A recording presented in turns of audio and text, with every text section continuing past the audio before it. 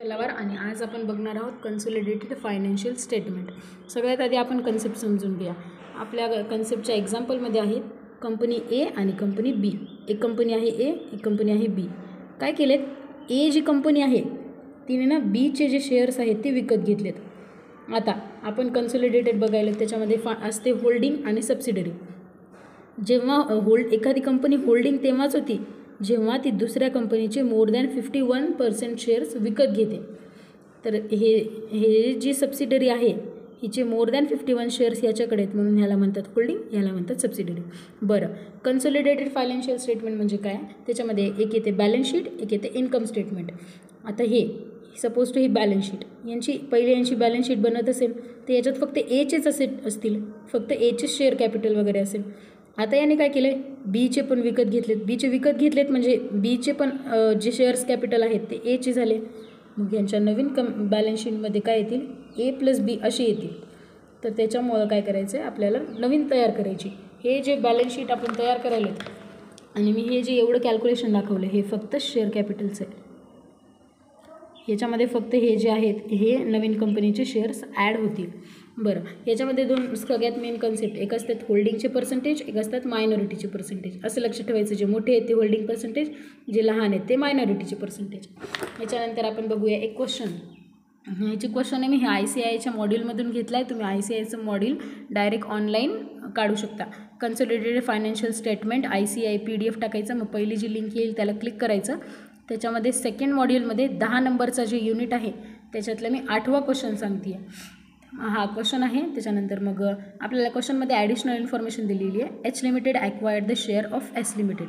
आपल्याला सांगितले एच लिमिटेडनी काय केलेत, एस लिमिटेडचे शेअर्स ॲक्वायर केलेत, यांनी घेतलेत. तर ही आहे होल्डिंग कंपनी आणि ही आहे सबसिडरी.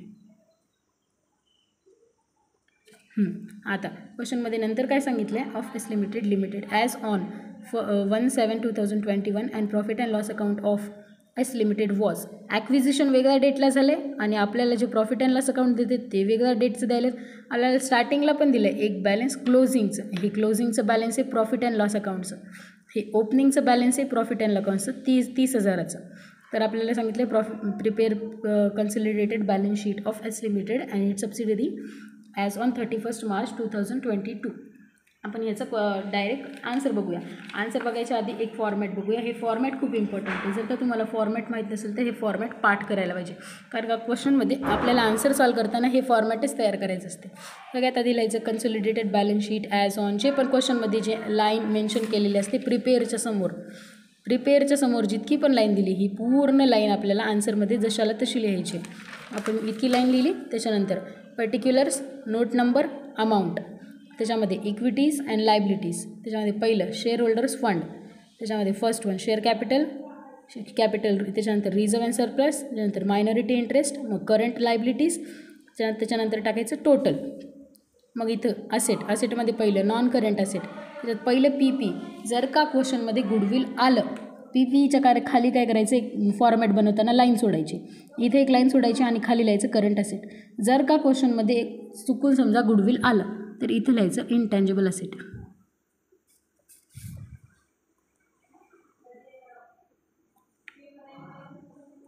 आणि इथं समोर लिहायचं गुडविल. जर का नाही आलं तर ती लाईन रिकामीच ठेवायची, जर का आलं तर असं लिहून टाकायचं. आणि मग ही जी आपल्याला अमाऊंट आहे ही मॅच करायची असते. ही जर मॅच झाली तर आपल्याला आउट ऑफ मार्क पडतात. तर आपण आता जाऊया आन्सरकडे. आन्सरमध्ये सगळ्यात पहिल्यांदा आपल्याला सगळ्यात हे मेन बघायचं आहे की बाबा होल्डिंग आणि मायनॉरिटीचे पर्सेंटेज काढले कसे. क्वेश्चनमध्ये काय दिले की जे एच लिमिटेड आहे, H limited acquire the share of S limited. H लिमिटेडने एस लिमिटेडचे शेअर्स घेतलेत. किती शेअर्स घेतलेत ते इथं दिले. इन्व्हेस्टमेंट 8,000 शेअर्स, यांचे घेतलेत 8,000 शेअर्स. बरं, एस लिमिटेडचे स्वतःचे शेअर्स किती आहेत हे कळते शेअर कॅपिटलवरून. Share capital fully paid up equity share at the rate ₹10 each. S लिमिटेडचं शेअर कॅपिटल आहे 1 लाख रुपयेचं. 10 रुपयेचा एक शेअर आहे म्हणजे किती शेअर्स होतात 10,000. म्हणजे यांच्याकडे सगळे मिळून 10,000 शेअर्स आहेत. त्याच्यातले 8,000 शेअर्स एचनी घेतलेत. जर का इथं जसं दिलं इथं, जर का 10,000 शेअर्स जर का यांची फुल कॅपॅसिटी आहे म्हणजे 100% आहेत तर 8,000 शेअर्स किती होतात याचं क्रॉस मल्टिप्लिकेशन करून काढायची ही अमाऊंट. हे जे पर्सेंटेज आहे त्याला म्हणायचं होल्डिंग पर्सेंटेज. याला जर का 100मधून मायनस केलं तर जे उरतात त्याला म्हणायचं मायनॉरिटी पर्सेंटेज. त्याच्यानंतर आपला फॉर्मॅट जसा मी सांगितला होता तसा बनवून घ्यायचा. आणि त्याच्यानंतर पहिलं जे शेअर कॅपिटल आहे, शेअर कॅपिटलमध्ये 1 नंबर टाकायचं आणि खाली यायचं शेअर कॅपिटलची त्याची नोट बनवायची. जेव्हा आपण आन्सरमध्ये तयार करतो सेम टू सेम फॉर्मॅट, तेव्हा एका पेजवर बॅलन्स शीट करायची, दुसऱ्या पेजपासून स्टार्ट करायचे आपले नोट्स टू अकाउंट्स. त्याच्यानंतर सगळ्यात पहिले घ्यायचं शेअर कॅपिटल. शेअर कॅपिटलचं काय करायचं, इथं जसं क्वेश्चनमध्ये दिले तसं लिहायचं. Share capital fully paid up equity share @10 each. Share capital fully paid up equity share @10 each असं. आणि हे जे शेअर कॅपिटल लिहितो आपण हे असते होल्डिंगचं. हे फक्त होल्डिंगचंच असते कंपल्सरी. हे जसं क्वेश्चनमध्ये इथं दिलं आहे, हे एच लिमिटेडचं शेअर कॅपिटल 1,50,000 आहे, तसं इथे 1,50,000 आहे. ह्याला ट्रान्सफर करायचं वर. त्याच्यानंतर सेकंडवाली वर्किंग नोट येते रिझर्व अँड सरप्लस. ह्याच्यामध्ये काय करायचं, रिझर्व अँड सरप्लस लिहायचं, ह्याच्यासमोर 80% लिहायचं. कारण का, जे आपण इथं सबसिडरीचं कॅल्क्युलेशन काढतो ते हमेशा होल्डिंग पर्सेंटेज लावून काढायचं असते. इथं स्टार्टिंगला काय करायचं, प्रॉफिट ऑफ एच लिमिटेड लिहायचं म्हणजे होल्डिंग कंपनीचं, आणि प्रॉफिट लिहून टाकायचं 50,000. 50,000 का, कारण क्वेश्चनमध्ये 50,000 असं प्रॉफिट दिलं आहे म्हणून एच लिमिटेडचं. त्याच्यानंतर 2-3 लाईन सोडायच्या, 2 लाईन सोडायच्या, ॲप्रॉक्सिमेट 1-2-3 लाईन सोडल्यात मी. हे कॅल्क्युलेशन करायचं नाही आत्ताच, हे कॅल्क्युलेशन आपल्याला काढावं लागते, तर आत्ताच करायचं नाही. खाली जायचं मायनॉरिटी इंटरेस्टकडे. कारण का, तुम्हाला जर का समजा क्वेश्चन थोडासा ट्रिकी वाटतो आहे तर तुम्ही ह्याच्यामध्ये मार्क्स गेन करायला बघायला पाहिजे. जर का तुम्ही तिथंच राहिलं आणि तेच सॉल्व करत बसलं आणि तुमचं आन्सरच नाही आलं तर वेळ होऊन जाईल आणि आपल्याला मार्क पण पडणार नाही, ते क्वेश्चन राहून जाईल. त्याच्यापेक्षा पुढचे क्वेश्चन पुढचे जे आहेत ते नोट्स काढून अमाऊंट ट्रान्सफर केल्या की मार्क तिथंच पडतात. त्याच्यानंतर मायनॉरिटी इंटरेस्ट. मायनॉरिटी इंटरेस्टच्या समोर लिहायचं डायरेक्ट 20%. म्हणजे खाली जे आपण काढतो हे सगळं 20%वर. हे जे शेअर कॅपिटल याच्यामध्ये 2 गोष्टी येतात, एक येते शेअर कॅपिटल, एक येते प्रॉफिट अँड लॉस अकाउंट. आता क्वेश्चनमध्ये शेअर कॅपिटल दिले, क्वेश्चनमध्ये काय दिले, शेअर कॅपिटल दिले याचे 1,00,000 रुपये आणि प्रॉफिट अँड लॉस अकाउंट दिले सबसिडरीचं 40,000 रुपये. या 1,00,000चे 20% आणि या 40,000चे 20%, एवढी अमाऊंट येते मायनॉरिटी इंटरेस्टमध्ये. 1,00,000चे 20% आणि या 40,000चे 20%, हे 20 आणि हे 8, असे 28,000 रुपये जाणार मायनॉरिटी इंटरेस्ट म्हणून वर. हे इथं थर्ड वर्किंग नोट ही. त्याच्यानंतर 4th, 5th आणि 6th एवढ्या वर्किंग नोट्स सगळ्यात इझी असतात. जे आपल्याला अमाऊंट दिलेत 4th वर्किंग नोटमध्ये काय येते, तर त्याच्यामध्ये येते जे आपले करंट लायबिलिटीज आहेत ते. करंट लायबिलिटी आहे आपली ट्रेड पेएबल. ट्रेड पेएबलमध्ये 1,00,000 आहे आणि 60,000 आहे. एच लिमिटेड लिहायचं, एस लिमिटेड लिहायचं, 1,00,000 लिहायचं, 60,000 लिहायचं आणि दोघांना ॲड करून द्यायचं. इतकं सोपं आहे. हे 3 वर्किंग नोट फुकट मार्क आहेत आपल्याला, याच्यामध्ये काहीच दिलेलं नसते. जे आपल्याला क्वेश्चनमध्ये दिलेलं आहे तेच आपल्याला आन्सरमध्ये ॲड करायचं आहे. करंट लायबिलिटीजमध्ये इथं 1 लाईन करंट लायबिलिटी लिहायचं, त्याच्यानंतर खाली ट्रेड पेएबल लिहायचं, मग एच लिमिटेड, मग एस लिमिटेड घ्यायचं. मग आता हे करंट लायबिलिटीमध्ये ट्रेड पेएबलमध्ये 1,00,000 आणि 1,60,000, हे 1,00,000 1,60,000, इथं 1,60,000 करायचं आणि इथं खाली 1,60,000 लिहून द्यायचं करंट लायबिलिटीज म्हणून. त्याच्यानंतर खाली नॉन करंट ॲसेटमध्ये, नॉन करंट ॲसेटमध्ये आपल्याला काय दिले, PP एकच दिले, 1,00,000 आणि 1,30,000 इथं लिहिलं ते सेम टू सेम, 1,30,000 इथं 2,30,000, मग ह्याला ट्रान्सफर करायचं इकडं 2,30,000 म्हणून. त्याच्यानंतर हे खालची करंट ॲसेटची, करंट ॲसेटमध्ये पण same to same, H limited, S limited 74,000 70,000, जे इथं सेम टू सेम दिलं आहे तसंच 144. आत्ता जर का तुम्हाला पुढचं काहीच येत नसेल तरी पण तुम्हाला पासिंगचे मार्क इथं पडून गेले. 10 मार्काला क्वेश्चन आहे पूर्ण, तर तुम्ही इथं समजा 5-6 मार्क तरी गेन केले. त्याच्यानंतर सगळ्यात महत्त्वाची येते ही वर्किंग नोट. याच्यामध्ये आपल्याला काय काढायचं आहे, कॅल्क्युलेशन ऑफ गुडविल और capital reserve. Calculation of goodwill, goodwill का, कारण का क्वेश्चनमध्ये येणार काय आहे ते आपल्याला माहीत नाही. गुडविल आहे की कॅपिटल रिझर्व आहे हे आपल्याला कॅल्क्युलेशनच्या एंडला कळते. सगळ्यात स्टार्टिंगला घ्यायचं पेड अप व्हॅल्यू. बरं, पेड अप व्हॅल्यू काय असते, पेड अप व्हॅल्यू म्हणजे ती पैसे असतात जे आपण समोरच्या माणसाला शेअर घेतल्याच्या नंतर दिलेत किती ते कसं कळते, ते कळते इन्व्हेस्टमेंटवरून. इन्व्हेस्टमेंट म्हणून आपण दिले तर 1,26,000 रुपये.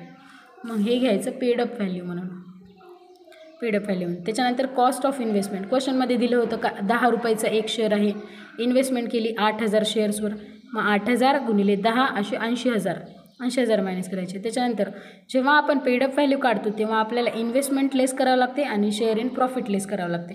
मग प्रॉफिटची जी ॲडजस्टमेंट दिली होती त्यांनी ही वाली लाईन, की प्रॉफिट अँड लॉस अकाउंटचं जे बॅलन्स आहे 1 एप्रिलला तर ते आहे 30,000 रुपयेचं. मग काय करायचं, एक टाईमलाईन काढायची, अशी एक लाईन काढायची. 1 एप्रिलला 30,000 रुपयेचं बॅलन्स आहे P&Lमध्ये. 31 मार्चला 40,000चं बॅलन्स आहे. या पूर्ण टाईम फ्रेममध्ये आपण किती कमवले, 10,000 रुपयेचा प्रॉफिट कमवला आहे. क्वेश्चनमध्ये असं दिलं आहे की 1/7ला आपण काय केलं, ॲक्विजिशन केलं आहे. 1/7ला आपण ॲक्विजिशन केलं आहे, तर इकडं होतात 3 महिने, इकडं होतात 9 महिने. ॲक्विजिशनच्या आधीचा जे पिरियड असतात त्याला म्हणतात प्री ॲक्विजिशन. ॲक्विजिशनच्या नंतरचा जे पिरियड असतात त्याला म्हणतात पोस्ट ॲक्विजिशन. पोस्ट ॲक्विजिशनची अमाऊंट जी असते ती रिझर्व्ह अँड सरप्लसमध्ये वापरायची आणि आधीची गुडविलमध्ये. तर काढून घ्यायचं हे जे 3/10 आहे. आता हे जे 10,000 रुपये आहेत, हे 10,000चे हे जे 10,000 आहेत ह्याचे काय करायचे, 3/12 काढायचे. ही आहे प्री ॲक्विजिशनची अमाऊंट जिचा आपण वापर करणार आहे गुडविलसाठी. त्याच्यानंतर याच अमाऊंटचे 9/12 काढायचे, 7,500. हे यूज करायचे आपण रिझर्व्ह अँड सरप्लसच्या कॅल्क्युलेशनमध्ये. शेअर इन प्रॉफिट ह्याच्यामध्ये काय करायचं, 30,000 रुपये हे वाले. त्याच्यानंतर आपण ॲक्विजिशनपर्यंत जेवढे पैसे कमवले ते, ॲक्विजिशनपर्यंत आपण किती कमवले, 10,000 गुणिले 3/12 = 2,500. हे 30,000 आणि हे 2,500 = 32,500. 32,500. तर ह्याची काढायचे 80%. याचे 80% होतात 26,000. हे 26,000 काय आहेत, आपण एवढ्या पिरियडमध्ये कमवलेला प्रॉफिट आहे. तर ते प्रॉफिटचा जे 80% अमाऊंट आहे ते आपण काय करायला समोरच्या माणसांना द्यायला होतं. म्हणजे जे पण आपले होल्डिंग होते ह्याचा 80% 20% आपण ठेवून घेतला. मग ह्याचा 80% होते 26,000. म्हणून आपण हे इथे 26,000 मायनस करायला share in profit and loss account म्हणून. आता जी पेडअप व्हॅल्यू होती 1,00,000, 1,00,000मधून हे दोन्ही पण अमाऊंट लेस करायचे. मग खाली येते 20,000. जर का अमाऊंट प्लसमध्ये आली तर तिला म्हणायचं गुडविल, जर अमाऊंट मायनसमध्ये आली तर तिला म्हणायचं कॅपिटल रिझर्व्ह. मग आता इथं आली प्लसमध्ये अमाऊंट, मग ह्याला नाव द्यायचं गुडविल, याला नंबर द्यायचा 7 आणि इथं जाऊन लिहायचं गुडविल. हे इथं intangible asset goodwill working note number 7 आहे आणि आली 20,000ची अमाऊंट. सपोज टू हीच सेम अमाऊंट जर का असती -20,000, सपोज टू -20,000 असती तर आपण ह्याला काय म्हणलं असतं, ह्याला म्हणलं असतं कॅपिटल रिझर्व्ह. आणि ही अमाऊंट आपण काय केली असती, इथं रिझर्व्ह अँड सरप्लसमध्ये आलो असतो. इथं शेअर ऑफ एच लिमिटेड असं लिहिलं असतं, रिझर्व्ह किंवा रिझर्व्ह कॅपिटल असं लिहिलं असतं. आणि ती अमाऊंट इथं ॲड केली असती 20,000. मग इथं 70,000 आलेले आपण तसेच ट्रान्सफर केले असते. पण जर का क्वेश्चनमध्ये आलं आहे गुडविल तर आपण आपलं गुडविल जे आहे ते ॲसेट आहे, मग आपल्याला ॲसेट साईडला लिहावं लागेल म्हणून हे इथं आलं आहे. ह्याच्यानंतर हे वाला कॅल्क्युलेशन झालं. आता क्वेश्चनचे जे आन्सर आहे त्याच्यात आपली ही अमाऊंट आली, ही आली, ही आली, ही पण आली, ही आली आणि ही पण आली. ही 56,000 आपण अजून काढली नाही आहेत. ह्याच्यामध्ये आपण काय केलं आहे, रिझर्व्ह अँड सरप्लस म्हणून प्रॉफिट ऑफ एच लिमिटेड म्हणून 50,000 लिहिले. त्याच्यानंतर काय करायचं, शेअर ऑफ एच लिमिटेडचा प्रॉफिट. हे बघा जेव्हा आपण ॲक्विजिशन केलं आणि ॲक्विजिशन केल्याच्या नंतर एवढ्या टाईम फ्रेममध्ये आपण कमवले 7,500 रुपये. 7,500 रुपये कमवले तर ह्याचे 2 वाटे होतात. एक येते 80%, एक येते 20%. एक राहणार सबसिडरी कंपनीकडे स्वतःकडे, एक ते देणार होल्डिंगला. कोण देणार, सबसिडरीवाले देणार. मग होल्डिंगला किती देणार, 80% देणार. 80% देणार म्हणून आपल्याला 7,500चे 80% काढायचे आणि ते द्यायचे. 7,500चे 80% होतात 6,000 आणि हे 6,000 आपल्याला द्यायचे होता जी आपली होल्डिंग कंपनी आहे त्यांना. मग हे 50 आणि हे 6 होतात 56. या 56ला ट्रान्सफर करायचं वर. याची पूर्ण टोटल करायची, ही टोटल होते मॅच. तुम्ही करून बघा. बाकी that's it for the day. आणि सगळ्यात महत्त्वाच्या ह्या गोष्टी आहेत, जे आपलं गुडविल आणि कॅपिटल रिझर्वचं जे कॅल्क्युलेशन आहे ते असं असते, paid up value minus cost of investment minus share in profit. बरं, हे जे सगळं असते हे सगळं असते सबसिडरी कंपनीचं.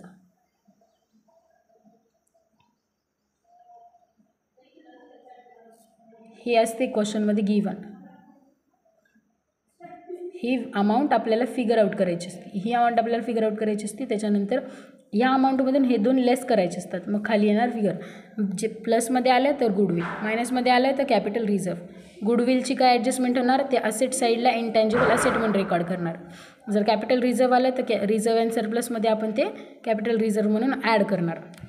त्याच्यानंतर जे आपल्याला प्रॉफिट झालं होतं, जे प्रॉफिट आपण होल्डिंग कंपनीला देतो ते नेहमी पोस्ट ॲक्विजिशन प्रॉफिट असते. म्हणजे ॲक्विजिशन झाल्याच्या नंतर जे प्रॉफिट कमवायला त्या प्रॉफिटवर होल्डिंगचे पर्सेंटेज लावून ते प्रॉफिट द्यायचं होल्डिंग कंपनीला. त्यानंतर जे प्रॉफिटवर आपण गुडविल फाइंड आउट करतो तर ते असते प्री ॲक्विजिशन, म्हणजे ॲक्विजिशन होण्याच्या आधीचं याच्या आधीचं प्रॉफिट. हे सपोज टू ॲक्विजिशन आहे, हे ॲक्विजिशन आहे. ॲक्विजिशनच्या आधीचं जे प्रॉफिट आहे त्याच्यावरून फाइंड आउट करायची गुडविल. आणि नंतरचं जे प्रॉफिट आहे तर त्या प्रॉफिट त्याला यूज करायचं रिझर्वच्या कॅल्क्युलेशनमध्ये.